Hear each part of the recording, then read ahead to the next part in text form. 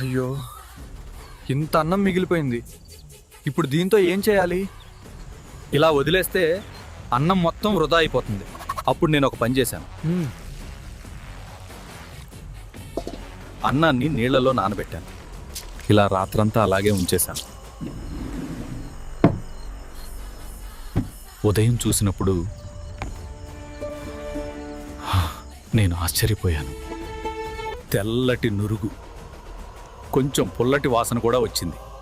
పాడైపోయిందేమో అనుకుని భయపడుతూ రుచి చూశాను. కానీ అది పాడవలేదు.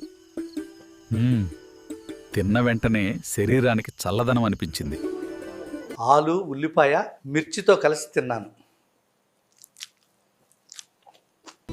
తెలియకుండా నేను ఒక అద్భుతమైన ఫర్మెంటెడ్ రైస్ తయారు చేసుకున్నాను.